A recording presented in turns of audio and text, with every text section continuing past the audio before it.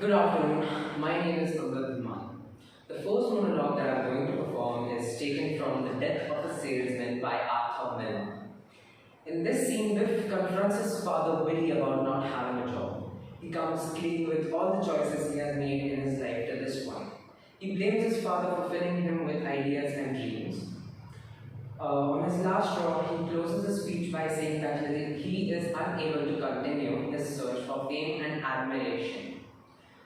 The play is set in New York and Boston and was published in the year 1949. This play revolves around the Loman family, Willie, Biff, Linda, and Happy. This play is a montage of memories, dreams, arguments, and confrontations.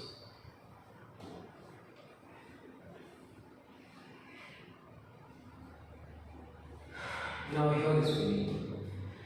This is me. You know why I had no address for 3 months?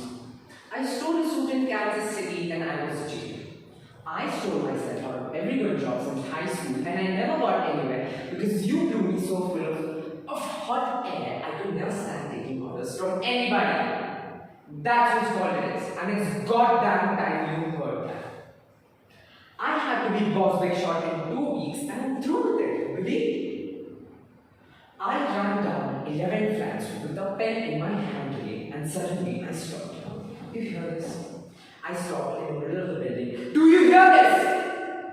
I stopped in the middle of the building and I saw the sky. I saw the things that I love in the world. The work and the food and the time to sit and smoke. And I looked at the pen and I said to myself, what the hell am I grabbing this for? What am I doing in an office making a contemptuous begging fool of myself when all I want is out there, waiting for me the minute I say I know who I am now? Why can't I say that, really? Bob, I am a dime a dozen and so are you. You were never anything but a hard-working drummer who landed in the ashcan like all the rest of them. I am $1 an hour, Willie. I tried 7 states and I couldn't raise it. $1 an hour. Do you gather my meaning? I'm not bringing home any prizes anymore and you're going to stop waiting for me to bring them home. Bob, I'm nothing. I'm nothing, Bob. Can't you understand that? There's no spite in it anymore. Will you let me go for Christ's sake? Will you take that phony dream and burn it before something happens?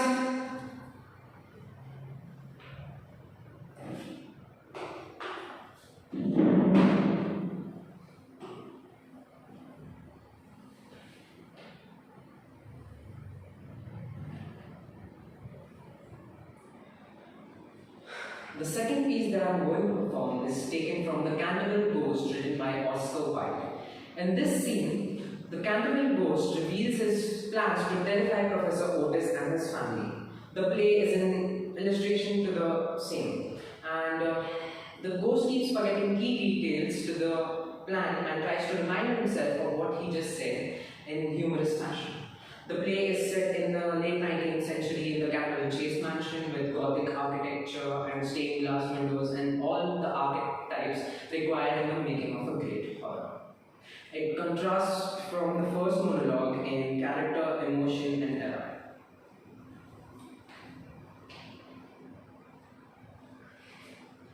I have been having a little rest in my coffin and thinking a little thought. These Americans really need to be taught a lesson. They're simply begging for it, and I am sure I can satisfy. It is a grand plan, thoroughly orchestrated. I begin at midnight, of course, in the master bedchamber, where I plan to seize the professor by the ankle, gibber at him from the foot of the bed, and stab myself 3 times to the sound of slow music. What do you think of this? Huh? Oh, I already showed you this, didn't I? Could I be losing my concentration? Hardly seems possible. In ghost circles, my concentration has been unrivaled for 300 years.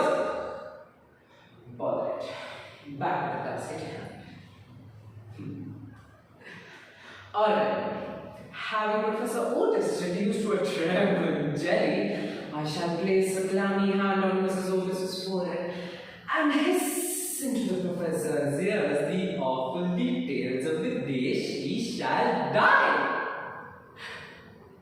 On to the daughter's room. Now, the daughter has never insulted me in any way, and she is rather pretty and gentle and so on, but to be thorough, I shall leave her a groan or two from the wardrobe. And if time permits, grab her at the counterpane with palsy twitching fingers. And finally, on to the boys. Oh, they shall be my chief pleasure, the little insects. First, I shall hover over their beds and place a heavy foot on each of their chests, producing a stifling sensation of nightmare. Did I mention grabbing at the counterpane in the daughter's room? Grabbing at the counterpane with palsy twitching fingers. I did, didn't I? Where was I? What am I doing? Oh, right. I am stifling the boys.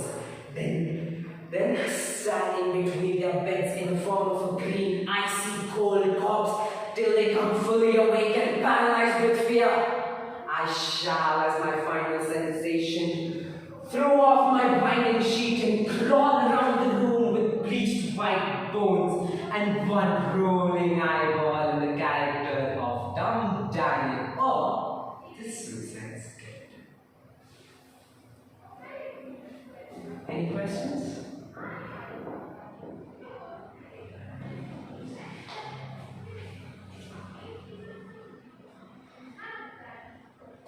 The devised piece that I'm going to perform is based on my first monologue, The Death of a Salesman. In this scene, Biff apologizes to his father for talking to him in a manner which he did. I'm sorry for telling you to take that phony dream and burn it before something happens. I know for a fact that you've always wanted me to have more ambition than you, but unfortunately, my personality doesn't match the person that you want me to be. I'm sorry I've been such a failure all my life because all I ever wanted to do was to be accepted by you. Hence, I've gone and made so many mistakes in my life that I've ended up hating myself. And you! I hate everything about my life. And I'm sorry I took that frustration out on you. But it was goddamn time you heard it. What I'm really trying to say, Bob, is that I tried this time. I really tried. Don't you see it? You had very high expectations of me. And you filled me with ideologies and dreams, and when the time came, I couldn't do it. The fact that you were in denial, that you don't earn anymore, is not my fault. But for letting you down, not fulfilling your expectations, not enough to be the person that you wanted me to be, for that, I truly am sorry. I feel so good. Bob, you remember the time I won that football match? You were so happy. I could see the sparkle in your eyes. I could feel the faith that you always had in me. So, Bob, I'm asking you for another opportunity, and I swear to God, I won't let you down this time.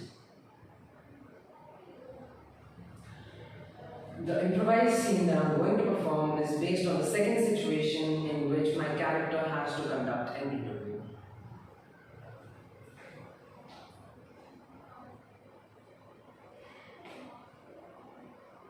Hi, my name is Biff. I am actually new to this job. I recently got this because of my pop. Anyways, enough about me. So the reporters say that you have witnessed some sort of crime. What crime did you witness? Someone stealing a car, you say. Did you see who it was? No. Um, what did he have? What did he look like? He had a crowbar, you say. Oh wow. Alright. Did you know whose car it was? Okay. Why did you do anything to stop him? He was. Okay, were there two, three people or he was alone? Was it just. Okay. Alright, he was alone. He had a crowbar, he was 5'8" around. Okay. And. Okay. And what time did the crime take place? At 7 p.m. you say. Did you see where he was heading at? He was heading south. I think this information is pretty helpful. Thank you for that. I wanted to ask you something. Did I do well with this? Did I do well at this interviewing job? This is my first interview. I know I'm not supposed to ask unrelated questions, but did I do good? Really? Thank you, my mom's gonna be so happy. Okay, on a scale of 1 to 10, how would you rate me on my interviewing skills? A 3? What do you mean a 3? You said I did good. Off the camera. Okay. Well, anyways, thank you for your time. I'm gonna now move on to my reflection task.